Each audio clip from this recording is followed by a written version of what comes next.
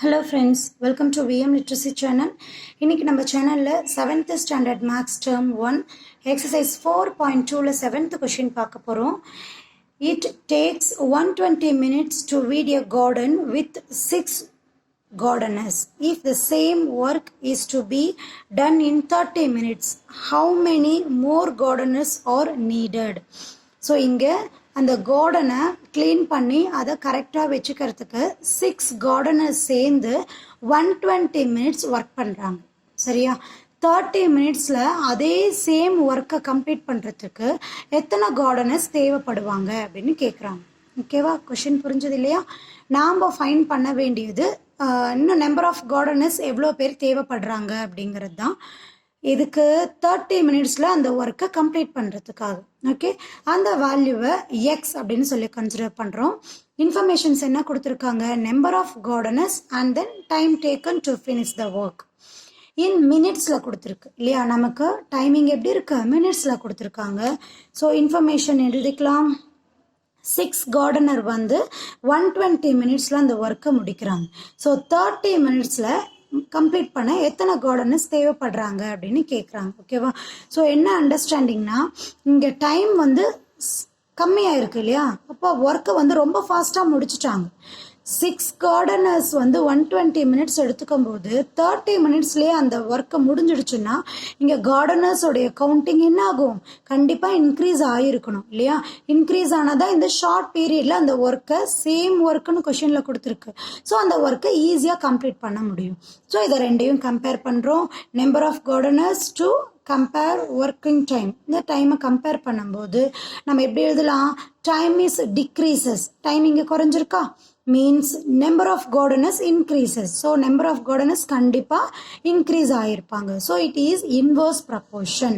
So inverse ப்ரப்போர்ஷனுக்கான formula நமக்கு என்ன?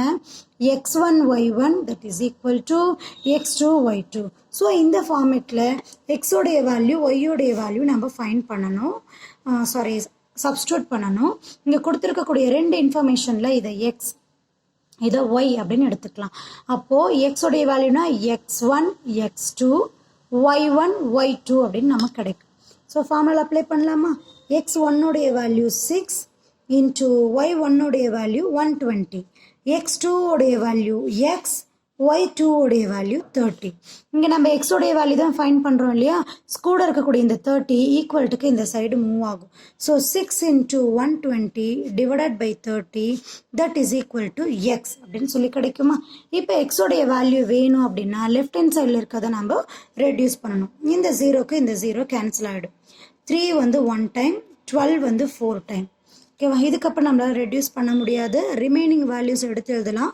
6 into 4 that is equal to X, 6 4s are 24 that is equal to x அப்படின்னு இருக்கா? இப்போது நம்ம ஆன்சர் என்ன ஃபைண்ட் பண்ணியிருக்கோம்? 30 மினிட்ஸில் அந்த ஒர்க்கை கம்ப்ளீட் பண்ணுறதுக்கு நமக்கு 24 கார்டனர்ஸ் தேவைப்படுறாங்க இல்லையா? ஸோ எப்படி எழுதலாம்? To complete the work in 30 minutes gardener needed 24. 30 மினிட்ஸில் ஒர்க் கம்ப்ளீட் பண்ணுறதுக்கு 24 கார்டனர்ஸ் நமக்கு தேவைப்படுறாங்கன்னு நாம் இங்கே ஃபைன் பண்ணியிருக்கோம்.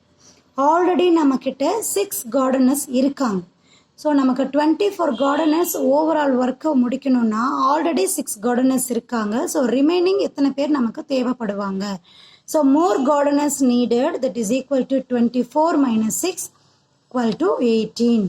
So 18 more gardeners are needed. So 30 மினிட்ஸில் அந்த ஒர்க்கை கம்ப்ளீட் பண்ணுறதுக்கு ஆல்ரெடி இருக்கக்கூடிய 6 கார்டனர்ஸோடைய சேர்ந்து நமக்கு எத்தனை கார்டனர்ஸ் தேவைப்படுறாங்க?